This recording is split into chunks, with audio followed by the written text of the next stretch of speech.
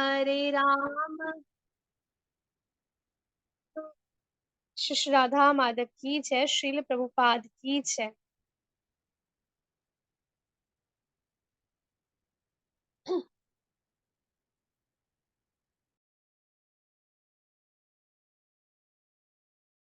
हरे कृष्णा। सभी भक्तों को पंचांग प्रणाम। तो सबसे पहले हम श्रील प्रभुपाद जी का आज का कोटेशन करेंगे। श्रील प्रभुपाद की जय। जब भी अवांछित जनसंख्या होगी, स्वाभाविक रूप से ये तीन बातें दिखाई देंगी: अकाल, महामारी और युद्ध, और जनसंख्या नष्ट हो जाएगी। उस समय भी थोड़ी अवांछित जनसंख्या थी, जिसके लिए श्री कृष्ण ने युद्ध की व्यवस्था की। यदि हम अच्छी जनसंख्या चाहते हैं, उत्तम दर्जे की पीढ़ी चाहते हैं, तो हमें भगवत गीता के सिद्धांतों का पालन करना होगा। श्रील प्रभुपाद की जय। अभी हम भगवत गीता करेंगे। भगवत गीता चैप्टर 2, गीता का सार।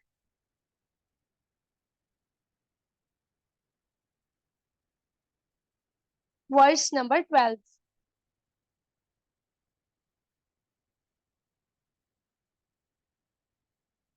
न त्वेवाहं जातु नासं, न त्वं नेमे जनाधिपाः, न चैव न भविष्यामः, सर्वे व्यमतः परम्। अनुवाद: ऐसा कभी नहीं हुआ कि मैं न रहा हूँ या तुम न रहे हो, अथवा ये समस्त राजा न रहे हो, और ना ऐसा है कि भविष्य में हम लोग नहीं रहेंगे। माताजी तात्पर्य पढ़ दीजिए। जी माता जी। तात्पर्य जगत गुरु श्रील प्रभुपाद द्वारा। श्रील प्रभुपाद की जय। वेदों में, कठोपनिषद में तथा श्वेताश्वतर उपनिषद में भी कहा गया है कि जो श्री भगवान असंख्य जीवों के कर्म तथा कर्मफल के अनुसार उनकी अपनी अपनी परिस्थितियों में पालक हैं, वही भगवान श्री कृष्ण अंश रूप में हर जीव के हृदय में वास कर रहे हैं। तो श्रीमद् भगवद गीता 15वें अध्याय का 15वां श्लोक, जैसा कि आप जानते हो, सर्वस्य चाहम हृदि सन्निविष्टो मत्त स्मृतिर ज्ञानम अपोहनी च वेदश्च सर्वैरहमे वेद्यो वेदांत विद्वे विदेव चाहम। तो वही श्लोक हमको बताता है कि भगवान हर जीव के दिल में परमात्मा के रूप में वास करते हैं। केवल साधु पुरुष, केवल साधु पुरुष जो एक ही ईश्वर को भीतर बाहर देख सकते हैं, पूर्ण एवं शाश्वत शांति प्राप्त कर सकते हैं। तो श्लोक हमारे सामने है कठोपनिषद का सेकंड और 13। ठीक है, 2.2.13। नित्यो नित्यानाम चेतनश्चेतनानाम एको बहूनाम यो विदधाति कामान तमात्मस्थैर्यनुपश्यन्ति धीरास्तेषां शांति शाश्वती नेतरेषाम्। जो वैदिक ज्ञान अर्जुन को प्रदान किया गया, वही विश्व के उन समस्त पुरुषों को प्रदान किया जाता है जो विद्वान होने का दावा तो करते हैं, किंतु जिनकी ज्ञान राशि न्यून है। श्री भगवान यह स्पष्ट करते हैं कि वे स्वयं अर्जुन तथा युद्ध भूमि में एकत्र सारे राजा शाश्वत प्राणी हैं, और इन जीवों की बद्ध तथा मुक्त अवस्थाओं में भगवान ही एकमात्र उनके पालक हैं। श्री भगवान परम पुरुष हैं तथा भगवान का चिरसंगी अर्जुन एवं वहां पर एकत्र सारे राजागण शाश्वत पुरुष हैं। ऐसा नहीं है कि ये भूतकाल में प्राणियों के रूप में अलग अलग उपस्थित नहीं थे, और ऐसा भी नहीं है कि ये शाश्वत पुरुष बने नहीं रहेंगे। उनका अस्तित्व भूतकाल में था तथा भविष्य काल में भी निर्बाध रूप से बना रहेगा। अतः किसी के लिए शोक करने की कोई बात नहीं है। यह मायावादी सिद्धांत की मुक्ति के बाद आत्मा माया के आवरण से पृथक होकर निराकार ब्रह्म में लीन हो जाएगा और अपना अस्तित्व खो देगा, और यहाँ पर परम अधिकारी भगवान श्री कृष्ण द्वारा पुष्ट नहीं हो पाता। तो ये जो यहाँ पे मायावादी फिलॉसफी यानी कि मायावाद दर्शन या मायावादी सिद्धांत के बारे में बात की है ना, आज हम इसके बारे में विशेष तौर पे चर्चा करेंगे, क्योंकि आप में से काफी सारे लोग हैं जो आई थिंक 3-4 को तो मैं देख पा रही हूँ जो कि प्रचारक हैं। तो अक्सर ये वाला मायावाद का सिद्धांत जो होता है ना, ये हम मतलब प्रश्न आ जाता है ये वाला। तो हमें क्या करना है कि प्रभुपाद जी ने पूरा बताया कि इसका खंडन कैसे करना है। तो प्रभुपाद जी ने खंडन भी पूरा बताया हुआ है, तो उसके बारे में चर्चा करेंगे। तो आप लोग बने रहिएगा, ठीक है। और हो सके तो आप अपने पास नोटबुक पेन भी रखेंगे। इसको नोट करने के लिए। कहाँ तक पढ़ा था? पुष्ट नहीं हो पाता तक ना। हाँ, ना ही इस सिद्धांत का समर्थन हो पाता है कि बद्ध अवस्था में ही हम अस्तित्व का चिंतन करते हैं।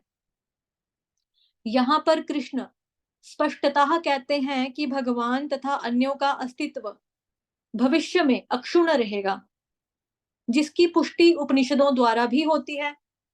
श्री कृष्ण का यह कथन प्रमाणिक है, क्योंकि श्री कृष्ण मायावश्य नहीं है। ठीक है, तो जैसा ऊपर हमने पढ़ा कि उनकी फिलॉसफी के हिसाब से क्या है कि भगवान भी माया के अधीन हो जाते हैं। ठीक है, तो भगवान यही चीज बताई जा रही है कि कृष्ण का यह कथन प्रमाणिक है, क्योंकि कृष्ण मायावश्य नहीं है। यदि अस्तित्व तथ्य ना होता तो फिर कृष्ण इतना बल क्यों देते, और वह भी भविष्य के लिए? मायावादी यह तर्क कर सकते हैं कि कृष्ण द्वारा कथित अस्तित्व आध्यात्मिक ना होकर भौतिक है। यदि हम इस तर्क को कि अस्तित्व भौतिक होता है स्वीकार कर भी लें, तो फिर भी कोई कृष्ण के अस्तित्व को किस प्रकार पहचानेगा? कृष्ण भूतकाल में भी अपने अस्तित्व की पुष्टि करते हैं और भविष्य में भी अपने अस्तित्व की पुष्टि करते हैं। उन्होंने अपने अस्तित्व की पुष्टि कई प्रकार से की है और निराकार ब्रह्म उनके अधीन घोषित किया जा चुका है। कृष्ण सदा सर्वदा अपना अस्तित्व बनाए रहे हैं। यदि उन्हें सामान्य चेतना वाले सामान्य व्यक्ति के रूप में माना जाता है, तो प्रमाणिक शास्त्र के रूप में उनकी भगवत गीता की कोई महत्ता नहीं होगी, है ना? एक सामान्य व्यक्ति मनुष्यों के 4 अवगुणों के कारण श्रवण करने के योग्य शिक्षा देने में असमर्थ रहता है। गीता ऐसे साहित्य से ऊपर है। कोई भी संसारी ग्रंथ श्रीमद् भगवत गीता की तुलना नहीं कर सकता। श्री कृष्ण को सामान्य व्यक्ति मान लेने पर श्रीमद् भगवत गीता की सारी महत्ता जाती रहती है। मायावादियों का तर्क है कि इस श्लोक में वर्णित द्वैत लौकिक है और यह शरीर के लिए प्रयुक्त हुआ है, किंतु इसके पहले वाले श्लोक में ऐसी देहात्म बुद्धि की निंदा की गई है। एक बार जीवों की देहात्म बुद्धि की निंदा करने के बाद यह कैसे संभव है कि कृष्ण पुनः शरीर पर उसी वक्तव्य को दोहराते? अतः यह अस्तित्व आध्यात्मिक आधार पर स्थापित है और इसकी पुष्टि श्री रामानुजाचार्य तथा अन्य आचार्यों ने भी की है। श्रीमद् भगवत गीता में कई स्थलों पर इसका उल्लेख है कि यह आध्यात्मिक अस्तित्व केवल भगवत भक्तों द्वारा ज्ञेय है। जो लोग भगवान श्री कृष्ण का विरोध करते हैं, उनकी इस महान साहित्य तक पहुंच नहीं हो पाती। भक्तों द्वारा श्रीमद् भगवत गीता के उपदेशों को समझने का प्रयास मधुमक्खी द्वारा मधुपात्र चाटने का सदृश है। तो ये यहाँ पर एक तरह का उपमा दी जा रही है मधुमक्खी की और मधुपात्र की। मधुपात्र मतलब पात्र किसको बोला जाता है? बर्तन को। मधु मतलब जिसमें शहद पड़ा हो। तो शहद वाला बर्तन जो है, मान लो शहद की बोतल है या शीशी है आपके पास, ऊपर से आपने बंद करके रखी हुई है, अच्छे से टाइट करके ढक्कन लगा के बंद करके रखा है। अब मधुमक्खी आ रही है तो सोच रही है कि मैं शहद का पान कर लूंगी, मैं रस चूस लूंगी। बंद बोतल में से कहां से चूसेगी? रस कहां से पिएगी? शहद को नहीं पी सकती ना। तो ऐसे ही श्रीमद् भगवत गीता जो अभक्त हैं, अभक्तों द्वारा गीता के उपदेशों को समझने का प्रयास मधुमक्खी द्वारा मधुपात्र चाटने का सदृश है। पात्र को खोले बिना मधु को नहीं चखा जा सकता। इसी प्रकार श्रीमद् भगवत गीता के रहस्यवाद को केवल भक्त ही समझ सकते हैं, अन्य कोई नहीं, जैसा कि चतुर्थ अध्याय में कहा गया है। एनीवेज अभी हम सेकंड चैप्टर में, फोर्थ चैप्टर में जब पढ़ेंगे वहां बताया जाएगा। ना ही गीता का स्पर्श ऐसे लोग कर सकते हैं जो भगवान के अस्तित्व का ही विरोध करते हैं। अतः मायावादियों द्वारा गीता की व्याख्या मानो समग्र सत्य का सरासर भ्रामक निरूपण है। भगवान श्री चैतन्य ने मायावादियों द्वारा की गई गीता की व्याख्याओं को पढ़ने का निषेध किया है। तो जैसा कि हम जानते हैं कि हम चैतन्य महाप्रभु के, श्री रूप गोस्वामी के, है ना, षड गोस्वामियों के अनुयायी हैं। तो हमको क्या शिक्षा दी जाती है उनके द्वारा? चेतावनी दी गई है, बेसिकली हमको वार्निंग दी गई है कि मायावादी फिलॉसफी जो है उससे परे रहें हम लोग। ठीक है, दूसरा हमको ये चीज बोली गई है कि गीता जो पढ़नी है आपको एज इट इज पढ़नी है, क्योंकि भगवान जी के भक्त जो है, प्रभुपाद जी की क्यों मान्य है पूरे वर्ल्ड में गीता? क्योंकि प्रभुपाद जी क्या बोलेंगे, श्री श्री कृष्ण भगवान जी के अनन्य भक्त हैं। अनन्य भक्त, उनके उनको श्री कृष्ण के अलावा और किसी की भक्ति उन्होंने नहीं की है। अनन्य भक्त, अनन्य, अनन्य, जो एक के पास जाता है अन्य किसी और के पास नहीं जाता है, उसको बोला जाता है अनन्य भक्त। ठीक है, तो श्री चैतन्य ने मायावादियों द्वारा गीता की व्याख्याओं को पढ़ने का निषेध किया। तो प्रभुपाद जी की जो श्रीमद् भगवत गीता है वो वैलिड और मान्य क्यों मानी जाती है? क्योंकि वो अनन्य भक्त के द्वारा लिखी गई है। उन्होंने भगवान जी को अच्छे से साक्षात्कार किया, भगवत साक्षात्कार उन्हें अच्छे से है, भगवान कृष्ण के अनन्य भक्त हैं, भगवान कृष्ण को वो तत्व के रूप में अच्छे से जानते हैं। तो उनकी जो श्रीमद् भगवत गीता जो उनके द्वारा रचित है वो हमें पढ़नी चाहिए, व्याख्या मतलब तात्पर्य वगैरह उसको हमें पढ़ना चाहिए। अन्य जो है मार्केट में बहुत सारी गीताएं उपलब्ध हैं, लेकिन हमें उनको पढ़ने से बचना चाहिए।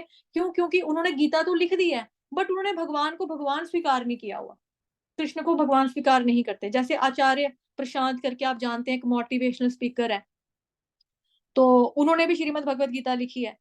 महात्मा गांधी ने भी श्रीमद् भगवत गीता लिखी है। तो कई बिजनेसमैन होते हैं, वो लोग भी श्रीमद् भगवत गीता लिख देते हैं।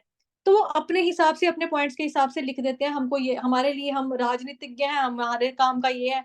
जैसे गीता में देखो क्या बताया जाता है, गीता में तो ये चीज नहीं बताई ना, जैसे हम सुनते हैं 3 घंटे में कोर्स कीजिए कि कैसे अमीर बनना है, रातों रात अमीर बन जाइए, रातों रात करोड़पति लखपति बन जाइए।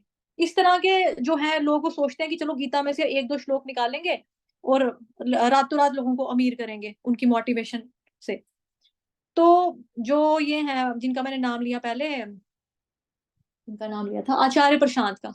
आचार्य प्रशांत जो है वो क्या कहते हैं कि कृष्ण भगवान नहीं है।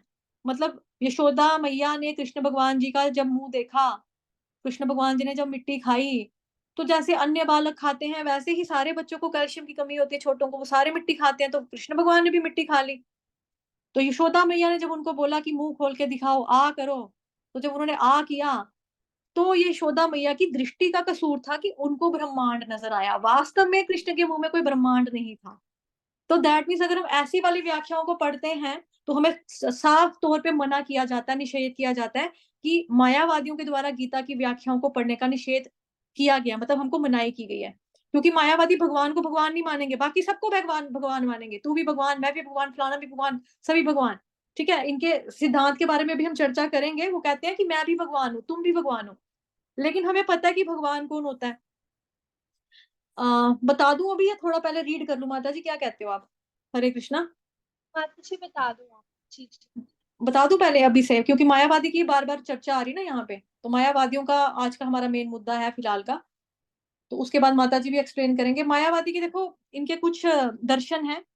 पहला तो देखो प्रभुपाद जी हमको बोलते हैं कि ये आपकी भक्ति में बाधक हो जाएगा अगर आप मायावादी दर्शन करोगे या मायावादियों का संग करेंगे। हमें खास तौर पे प्रभुपाद जी ने मनाही की हुई है कि मायावादी फिलॉसफी से दूर रहेंगे, मायावादी लोगों से भी आपको दूर रहना है। इनके साथ बहसबाजी करने की भी जरूरत नहीं है आपको।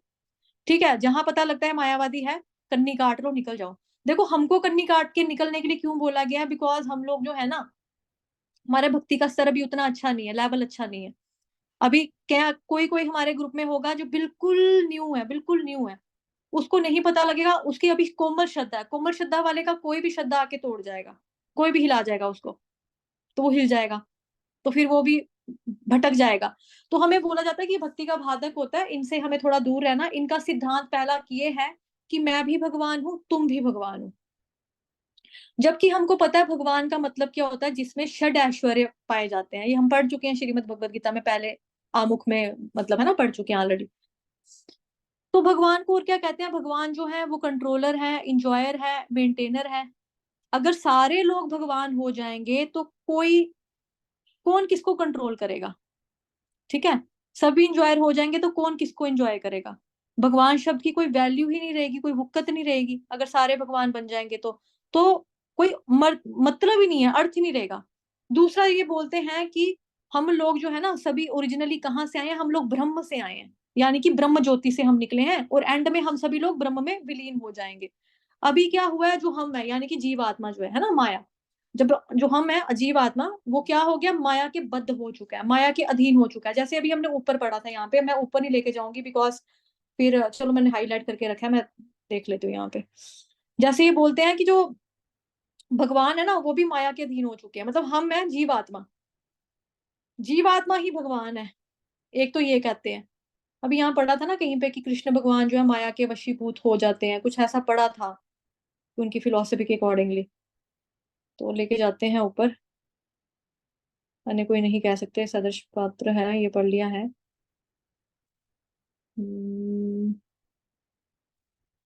शायद यहाँ से पढ़ा था, इस पैराग्राफ में शायद पढ़ा था हमने।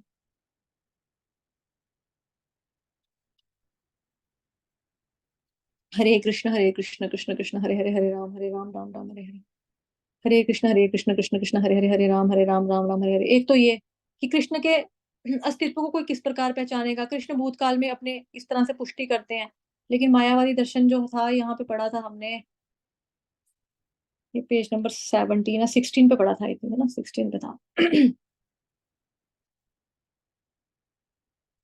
ये देखो, ये लिखा है, क्योंकि कृष्ण मायावश नहीं है। लेकिन जो ये है ना, ये लोग मायावादी, ये लोग कहते हैं कि कृष्ण भी माया के अधीन हो जाते हैं। ये लोग ये कहते हैं कि भगवान जो आते हैं वो हमारी तरह ही है। तो इनकी फिलॉसफी, दूसरा पॉइंट, ये लोग क्या कहते हैं कि ओरिजिनली हम सभी लोग ब्रह्म से आए हैं और ब्रह्म ज्योति से निकले हैं। एंड में हमने सारे में, सब लोगों ने ब्रह्म में विलीन हो जाना है। तो अभी क्या हो गया, जो जीवात्मा है ना, वो माया के अधीन हो चुकी है, माया के बद्ध हो चुकी है। और जब माया का पर्दा हट जाएगा ना, तो हम ब्रह्म बन जाएंगे, यानी कि हम अपने रियल स्वरूप में आ जाएंगे। तब मतलब रियल स्वरूप कि तब हमको अक्ल आ जाएगी, हमको पता लग जाएगा, हमको ज्ञान हो जाएगा कि हम ना भगवान है। हमको उपलब्धि हो जाएगी कि हाँ, हम तो भगवान है और इसके ऊपर कुछ भी नहीं है। अब इसका खंडन जो है प्रभुपाद जी इस तरह से करते हैं कि यहाँ पर ये प्रॉब्लम है कि अगर आत्मा ब्रह्म है और परफेक्ट है, तो फिर माया के अधीन क्यों हो गई आत्मा? यानी कि माया देवी ने आत्मा को अपने अधीन कर लिया, कैसे कर लिया, क्यों कर लिया? ये क्वेश्चन रहता है ना। तो अगर माया के कंट्रोल में भगवान आ गए, तो फिर हम माया को भगवान बोलेंगे ना। मतलब माया जो है वो भगवान से ज्यादा ताकतवर होगी, शक्तिशाली होगी, स्ट्रांग होगी, तो फिर हमको माया जो है, माया को माया नहीं कहेंगे, सॉरी, माया को हम भगवान नहीं कहेंगे, सॉरी, भगवान को भगवान नहीं कहेंगे, हम माया को भगवान कहेंगे। ये चीज, तो ये सवाल इनका खड़ा रह जाता है। तो ये सिद्धांत भी इनका बेकार है, फेल है, कि ब्रह्म में विलीन हो जाएंगे। तीसरा इनका ये मानना है कि जितने भी भगवान के अभी तक अवतार हुए ना, तो ये लोग पहले क्या थे, निराकार थे, निर्गुण थे। फिर जब इस जगत में, इस संसार में अवतार लेते हैं, तब ये साकार रूप लेकर आ जाते हैं, तब ये सगुण बन जाते हैं। और जब ये वापिस चले जाते हैं, तो फिर ये वापिस से निराकार बन जाते हैं, निर्गुण बन जाते हैं। तो इस सिद्धांत के अनुसार भगवान जब पृथ्वी पर आते हैं, तो माया के अधीन हो जाते हैं। ये इसका मतलब है। ठीक। तो ये कैसे हो सकता है कि भगवान माया से बाहर निकलते हैं? इस सिद्धांत के अनुसार क्या हुआ कि भगवान जो है ना, सॉरी, ये मतलब जो भगवान है उसको भी माया ग्रस्त कर रही है। इस सिद्धांत के अनुसार भगवान को भी माया ग्रस्त कर रही है। मतलब भगवान माया के कंट्रोल में हो गए हैं, भगवान की माया के अधीन हो गए हैं। अब यहाँ पर ये क्वेश्चन उठता है कि अगर भगवान माया के काबू आ सकते हैं, तो माया देवी अगर भगवान को अपने काबू में कर सकती है, कंट्रोल में कर सकती है, तो इसका मतलब हो गया जो माया देवी है ना, वो भगवान जी से ज्यादा श्रेष्ठ है, भगवान जी से ज्यादा पावरफुल है। अगर भगवान जी से कोई शक्तिशाली चीज है, तो फिर हमें उसी चीज को भगवान बोलेंगे। हम माया को, हम भगवान को भगवान क्यों बोलेंगे? भगवान को भगवान फिर कोई कहेगा ही नहीं। तो इसीलिए इनका ये सिद्धांत जो है, ये भी खंडन प्रभुपाद जी इसी तरह से कर देते हैं कि भगवान पहले माया के अधीन होते हैं, फिर माया से छुटकारा हो जाता है। तो ये साबित होता है कि सभी महात्माएं जो हैं भगवान थी और मायावाद ग्रस्त हो चुकी हैं। फिर जब माया दूर हो जाएगी, तो तब माया को पता चल जाएगा कि वो भगवान है। लेकिन हाँ, अभी आत्माएं जो है वो भूल चुकी हैं कि हम भगवान है। तो कॉमन सेंस ये कहता है, आपको पता ही नहीं है कि आप भगवान हो, आपको याद ही नहीं है कि आप भगवान हो। मतलब आपकी मेमोरी इतनी ज्यादा कम है कि आपको पता ही नहीं है कि आप भगवान थे, फिर आप माया के अधीन हो गए, अभी आप जीवात्मा बन गए, फिर आपको सारा कुछ भूल गया। वास्तव में भगवान कौन होता है? जिसको पास्ट का, प्रेजेंट का, फ्यूचर का, सभी चीजों का ज्ञान होता है, सभी चीजें ज्ञात होती हैं, सब कुछ याद होता है। इनफैक्ट सिर्फ अपना ही याद नहीं होता, उनको सबका याद होता है। जैसे कि श्रीमद् भगवत गीता आप लोगों ने ऑलरेडी पढ़ी तो हुई है। उसमें आता है ना कि 11 चैप्टर, सॉरी, हम पढ़ेंगे, उसी में पढ़ेंगे, आई थिंक किस चैप्टर में आता है ये, कि भगवान ना, जो श्री भगवान है, कृष्ण भगवान, वो अर्जुन को बोलते हैं कि अर्जुन, तेरे और मेरे लाखों करोड़ों जन्म हो चुके हैं, हमारे और तुम्हारे अनेक जन्म हो चुके हैं, अनेक जन्म हो चुके हैं। फर्क सिर्फ इतना है कि तुम्हें कुछ भी याद नहीं है, लेकिन मुझे प्रत्येक जन्म का याद है। मतलब भगवान का जन्म, मतलब जन्म कर्म च मे दिव्यम, उनका अवतार होता है, वो अवतार ही है। ठीक है, वो प्रकट होते हैं। तो अर्जुन जो है, ठीक है, उसके जन्म हो रहे हैं, और जो भगवान है उनका तो प्राकट्य होता है। और वो कहते हैं कि मुझे आपका जन्म सारा याद है, अपना भी याद है, इनफैक्ट जितने भी जीव हैं, जितने भी प्राणी हैं, उनका मुझे सब कुछ सारे जन्मों का याद है। तो यहाँ पर जो मायावादी सिद्धांत है, ये तो बोलता है कि अभी हमको याद नहीं है, अभी हम भूल गए हैं, बाद में हमको याद आ जाएगा कि हम भगवान हैं। यार भगवान हो या गजनी हो, आमिर खान के फ़िल्म के। गजनी फ़िल्म देखी ना कि मेमोरी लॉस होता रहता है उसका, मिनट-मिनट, 15-15 मिनट के बाद मेमोरी लॉस हो गया। तो भगवान, भगवान है, कोई आमिर खान गजनी नहीं है कि जिनको पहले याद था, फिर भूल गया, फिर याद आ जाएगा, फिर समझ में आ जाएगी। तो ऐसी चीज़ें जो हैं ये फालतू बताया जाता है इनका सिद्धांत। तो मायावादी यही मानते हैं कि एक समय था जो कृष्ण है ना वो निराकार थे, फिर वो सगुण ब्रह्म हो गए, फिर उन्होंने कृष्ण, राम इत्यादि रूप ले लिए। उसके बाद ये लीला वगैरह जो कुछ भी आते हैं, करते हैं, फिर वापस से ये मर्ज हो जाते हैं और निराकार में चले जाते हैं। लेकिन इस बात को यहाँ काट रहे हैं भगवान कि ऐसा कोई समय नहीं था कि जब मैं नहीं था, तुम नहीं थे, ठीक है? मतलब मैं पहले निराकार था, फिर मैं साकार हो गया, मैं लीला करने के बाद, कहानी सुनाने के बाद मैं फिर से निराकार हो जाऊँगा। तो ऐसा कोई समय नहीं है। जैसा हमने यहाँ पढ़ा ना कि ऐसा कोई समय नहीं है जब तुम नहीं थे, जब मैं नहीं था। तो बेसिकली ये अविद्या है। अगर कोई ऐसा समझता है, ऐसा सोचता है तो ये अविद्या है, हमको ऐसा ख़्याल वग़ैरह नहीं लाना है, ठीक है? तो ये मायावादी, छायावादी होते हैं, ये यही मानते हैं, सब कुछ जो मतलब निराकारी है। तो ऐसा नहीं है, भगवान पुष्टि कर रहे हैं कि आत्मा जो है बेसिकली, आत्मा और परमात्मा दोनों ही ये नित्य हैं, मतलब कि थे, हैं और रहेंगे। एनीवेज़ मैं आगे पढ़ती हूँ। भगवान चैतन्य ने मायावादियों द्वारा ये पढ़ लिया था कि हमें मना किया कि इनकी गीता नहीं पढ़नी है। जो कोई ऐसे मायावादी दर्शन को ग्रहण करता है, वह सॉरी गीता के वास्तविक रहस्य को समझ पाने में असमर्थ रहता है। तो हम श्री भगवान को जब भगवान ही नहीं मानेंगे, तो भगवान जी ने जो उपदेश दिया है, भगवान जी ने दिव्य ज्ञान दिया है, श्रीमद् भगवत गीता, भगवान जी के द्वारा गाया गया, उनके मुखारबिंद से निकला हुआ दिव्य गीत, हम उसी को नहीं समझ पाएँगे। कैसे समझेंगे जब हम उनको भगवान, भगवान नहीं मानेंगे? कैसे समझेंगे? नहीं समझ सकते। तो इस रहस्य को समझ पाना असमर्थ रहता है वो व्यक्ति। यदि अस्तित्व का अभिप्राय अनुभव गम्य ब्रह्मांड से है, तो भगवान द्वारा उपदेश देने की कोई आवश्यकता नहीं थी। आत्मा और परमात्मा का द्वैत शाश्वत तथ्य है और इसकी पुष्टि वेदों द्वारा होती है, जैसा कि ऊपर कहा जा चुका है। अभी विनीता माता जी आप करवा देंगे, ठीक है? उसके बाद मैं देखूँगी अगर कोई पॉइंट इन केस मिस हुआ, कुछ मुझे इम्पोर्टेंट लगा तो मैं थोड़ा-सा एंड में समय ले लूँगी, अदरवाइज़ आई थिंक कि हो जाएगा। जी माता जी करवाइए। हरे कृष्ण माता जी। जी माता जी, थैंक यू। तो मायावादी फिलॉसफी का तो आप सबको क्लियर हो ही गया, लेकिन थोड़ा-सा अभी हम इसको देखेंगे जो माता जी ने तात्पर्य पढ़ा है। तो भगवान जो हैं कृष्ण अर्जुन को कह रहे हैं कि ऐसा कभी भी नहीं हुआ कि ना तो मैं रहा हूँ या तुम ना रहे हो या ये समस्त राजा ना रहे हों, और ऐसा भी नहीं होगा भविष्य में कि हम लोग नहीं रहेंगे। तो मतलब उनके कहने का मतलब क्या है, ये नहीं कि जैसे अभी हमारी बॉडी मिली है तो वैसी की वैसी बॉडी रहेगी, वो मतलब नहीं है। भगवान का कहने का मतलब है कि आत्मा जो है वो नित्य है, शाश्वत है, इटर्नल है, फॉरएवर है। मतलब जो आत्मा है वो कभी मरती नहीं है। वो भगवान जो है उस कॉन्सेप्ट को आगे क्लियर करेंगे कि जो आत्मा है कभी भी मरती नहीं है, ना उसको कभी जलाया जा सकता है, ना काटा जा सकता है। वो अभी आने वाले वर्ष में क्लियर होगा। तो कहने का ये मतलब है कि जो हमारी आत्मा है वो इटर्नल है, तो वो रहती है हमेशा।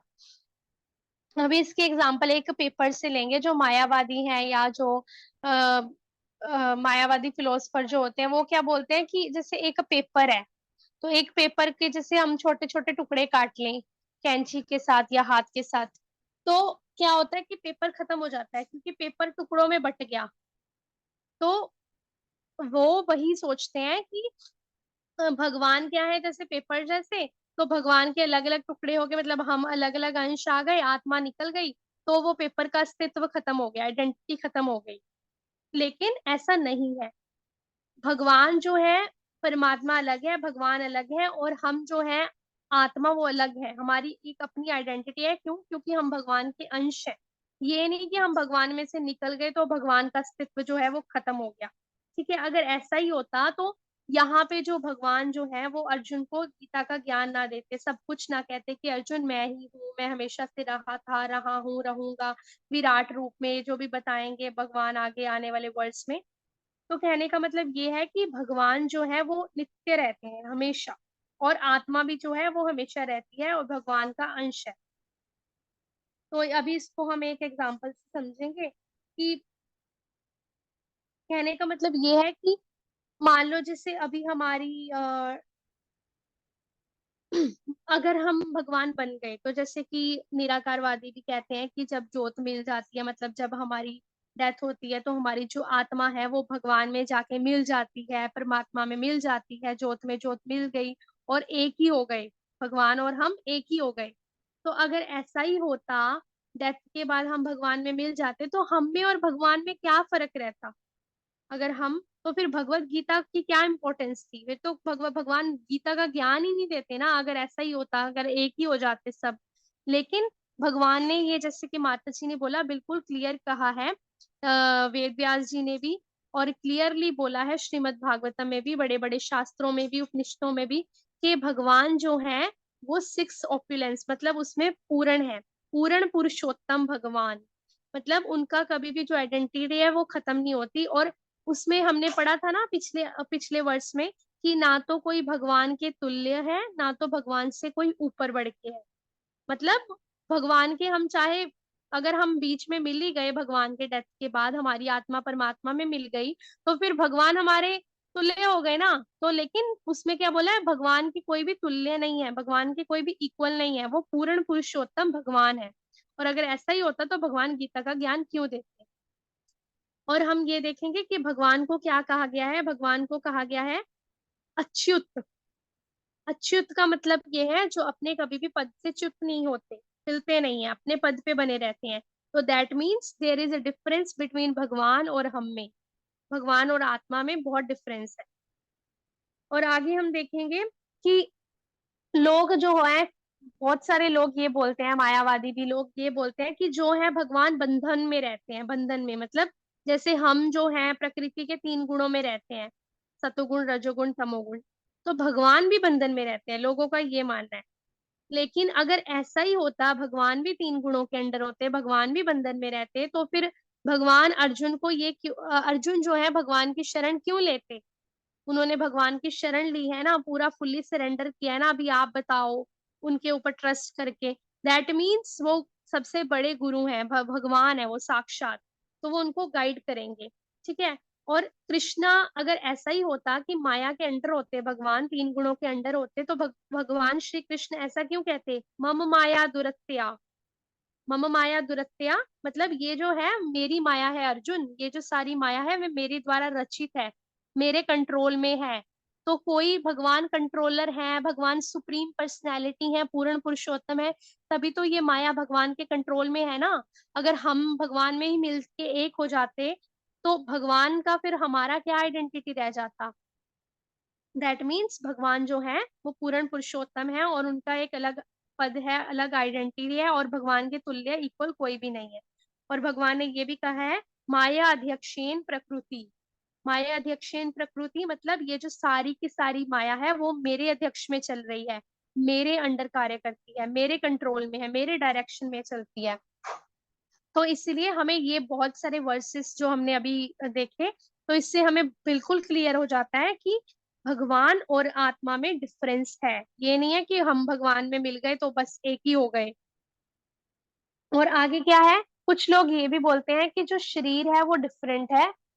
हाँ, शरीर जो है हमें, अलग अलग योनियां जो है, अलग अलग शरीर जो है मिलता है, लेकिन हमारी जो आत्मा है वो इटर्नल है, हमेशा रहती है, फॉर एवर रहती है। इसकी जो आइडेंटिटी है वो कभी खत्म नहीं होती।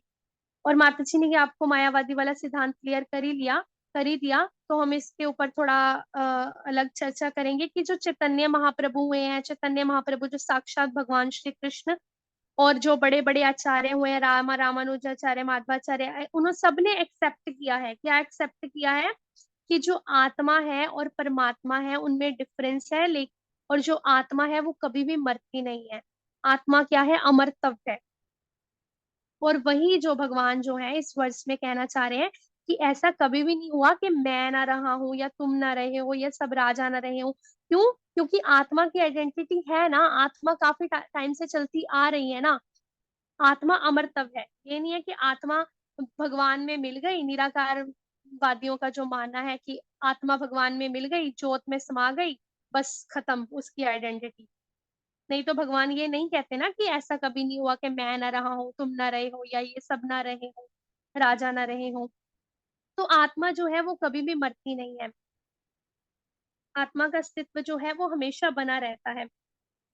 अभी हम इसको एक और कंसेप्ट से समझेंगे कि अगर ऐसा ही होता कि आ, कि जो शरीर है, मतलब आत्मा जो है वो मर जाती, आत्मा का अस्तित्व ना रहा होता, तो फिर आत्मा सबकी एक ही होती है, आत्मा भगवान में ही मिल जाती है, तो फिर भगवान हमें अलग अलग शरीर क्यों देते हैं? ये सोचने वाला कॉन्सेप्ट है कि भगवान, किसी कोई रिच बनता है, कोई पुअर होता है, किसी को बहुत सारी बचपन से ही बीमारियां होती हैं, किसी को वॉम्ब से निकलते ही कुछ बीमारियां होती हैं, कोई बिल्कुल स्वस्थ होके आता है, कोई निर्धन होता है प्रॉपर। तो वो ऐसा क्यों होता है, अलग अलग क्यों है सबके साथ? सबको फिर अगर सबकी आत्मा एक ही है, परमात्मा के जैसी ही है, तो फिर सबको एक जैसा शरीर क्यों नहीं मिला? क्यों? क्योंकि हम कर्म बंधन भोग रहे हैं, हम माया के अंडर हैं, माया कंट्रोल करती है हमें, भगवान हमें कंट्रोलर है हमारे।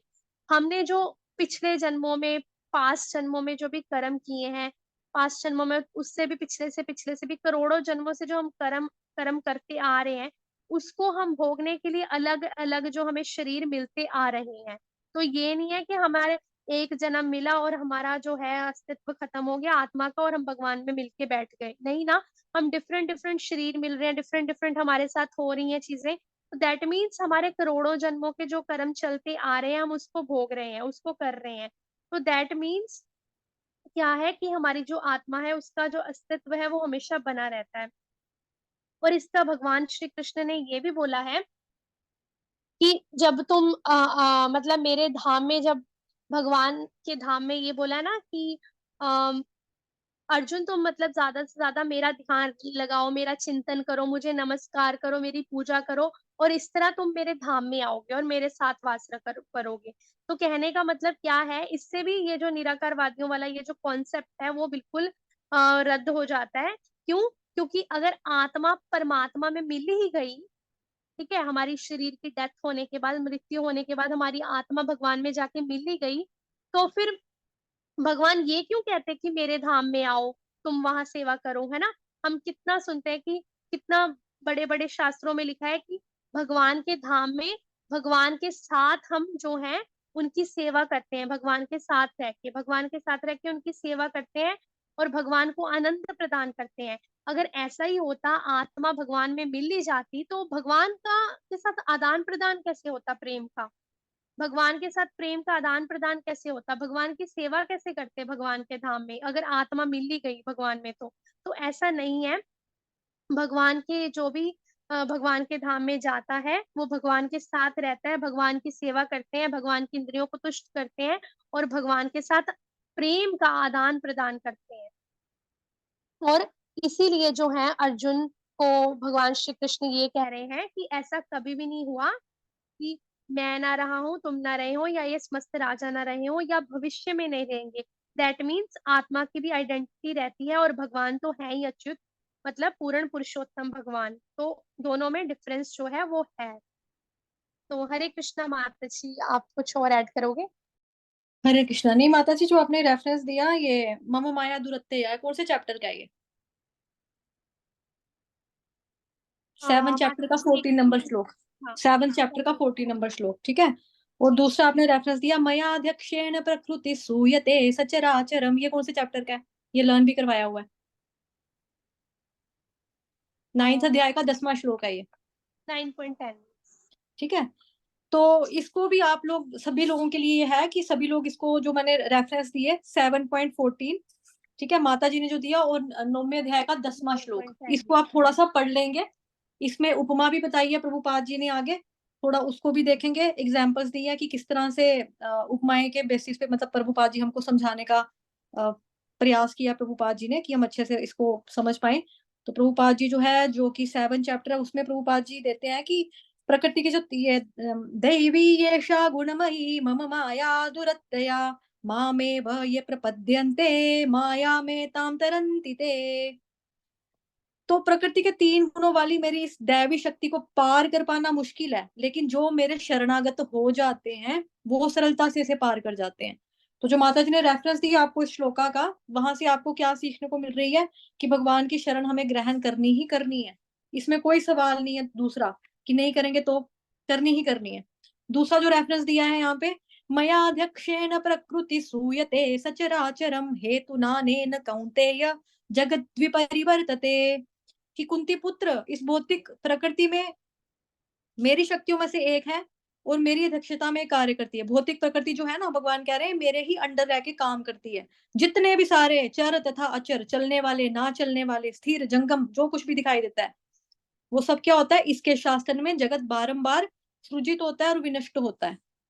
तो यहाँ पर प्रभुपाद जी जो है उदाहरण के माध्यम से समझाते हैं कि मतलब कि अगर जब किसी व्यक्ति के समक्ष फूल होता है तो उसको उसकी सुगंधी मिलती रहती है, किंतु फूल तथा सुगंधी एक दूसरे से विलग नहीं होते, एक दूसरे से, सॉरी, मतलब क्या बताया था प्रभुपाद ने, ये बताया था कि जो फूल और खुशबू है ना, ये जब फूल होता है तो खुशबू तो होती है साथ में, लेकिन फूल और सुगंधी एक दूसरे से विलग रहते हैं। ऐसा ही संबंध भौतिक जगत और भगवान के बीच में है। भगवान को इस जगत में से कोई प्रयोजन नहीं रहता, वो खाली दृष्टिपात करते हैं और मतलब जो नेचर है वो गर्भस्थ होती है। वो 9th अध्याय में आप लोगों ने पढ़ा हुआ, याद भी किया हुआ आप लोगों ने, है ना, कि भगवान बताते हैं कि किस तरह से भगवान जो है दृष्टिपात के माध्यम से इस नेचर को गर्भस्थ करते हैं। और जो देवी यशा गुणमयी दिया है, माता जी ने बताया था, वहां पर भी प्रभुपाद जी ने बताया है एग्जाम्पल, वो बार बार आपने सुना भी है हर जगह से, कि एक बार 4 बजे वाले बैच में, आई थिंक मैंने परसों ही बताया, 4 बजे वाला जो बैच है दोपहर वाला, उसको मैंने परसों ही बताया था ना, कि अगर किसी व्यक्ति के हाथ पैर बंधे हों तो वो अपने आप को नहीं छुड़ा सकता। उसकी हेल्प करने के लिए कौन सा इंसान होना चाहिए जो खुद बांधा हुआ ना हो, या अगर कोई व्यक्ति दलदल में फंसा हो, उसको दलदल से बाहर निकालने वाला कौन चाहिए, जो खुद दलदल में ना खड़ा हो, जो किनारे के ऊपर खड़ा हो, फिर वो रस्सी से खींच पाएगा, है ना। तो जो हमारा रक्षक है वो मुक्त होना चाहिए। तो केवल कृष्ण भगवान या जो कृष्ण भगवान जी के द्वारा जो मतलब कि हमारे गुरु परंपरा प्रणाली में जो आते हैं, प्रमाणिक गुरु आते हैं, बोनाफाइड स्पिरिचुअल मास्टर, वही हम बद्ध जीव को छुड़ा सकते हैं, क्योंकि वो मुक्त जीव हैं, इसलिए हमको छुड़ा सकते हैं। तो हमें गुरु की शरण में जाना है। तो जो माता जी ने रेफरेंसेस दिए, बेसिकली यहाँ से ही आपकी शिक्षा आज निकल रही थी, ठीक है, कि इस श्लोक से हमें क्या सीख मिलती है, कि आत्मा और परमात्मा में क्या डिफरेंस है, बड़ा डिफरेंस है। हमें बोला जाता है अणु आत्मा, भगवान जी को बोला जाता है विभु आत्मा, हमें बोला जाता है सोल, भगवान जी को बोला जाता है सुपर सोल। तो इसके बारे में प्रभुपाद जी आगे और एक उदाहरण देंगे, हमें समझाने का प्रयास करते हैं कि जैसे समुद्र होता है, समुद्र में क्या है, पानी है। मैंने समुद्र में से पानी की एक बूंद उठा ली, उसका केमिकल टेस्ट करवाया, प्रॉपर्टी टेस्ट करवाया, तो सेम एट्रीब्यूट आएंगे, सेम उसका रिजल्ट निकलेगा जो समुद्र का होगा। लेकिन अगर मैं यही बोल दूं कि ये जो बूंद है ना ये समुद्र है, तो वो चीज पॉसिबल हो सकती है? आप होगे पागल हो क्या, दिमाग खराब करे, समुद्र की बूंद को कह रही है समुद्र है, ये थोड़ी ना, ये तो पानी की बूंद है, सिर्फ एक बूंद है। तो उसी तरह से हम क्या है, हम बूंद है ना। और भगवान क्या है, भगवान समुद्र के समान है, ठीक है जी। तो आने वाले श्लोकास में भी ये करेंगे। किसी का कोई डाउट है तो वो पूछ सकता है, अदरवाइज विराम लेंगे, काफी ज्यादा समय हो गया, 7:30 हो गए हैं। हरे कृष्णा। क्योंकि श्लोक देखो, ये चैप्टर बहुत इंपॉर्टेंट है, ये बेस है हमारा, क्योंकि ये आत्म साक्षात्कार बता रहा है कि हम आत्मा है, भगवान भगवान है, हम जीव हैं, डिफरेंस है। तो यहाँ से आपका डीप वे में पढ़ाई थोड़ी शुरू हो जाती है भगवत गीता की, तो थोड़ा सा हो सकता है श्लोकास भी बीच बीच में लेंथी आने लगेंगे, यहाँ पे तात्पर्य वगैरह भी लंबे होंगे बीच में, तो उसी हिसाब से फिर हमें कक्षा थोड़ा रखना पड़ेगा। क्लियर हो गया सबको, किसी का कोई डाउट नहीं है? ठीक है। वांछा कल्पतरुभ्यश्च कृपा सिन्धुभ्येव च पतितानां पावनेभ्यो वैष्णवेभ्यो नमो नमः। अनंत कोटि वैष्णव वृंद की सबसे पहले तो यही जानने की कोशिश करेंगे कृष्ण चंद्र भगवान की जय। जगत गुरु शीला प्रभुपाद की जय। निताय प्रेमानंदे। हरि बोल।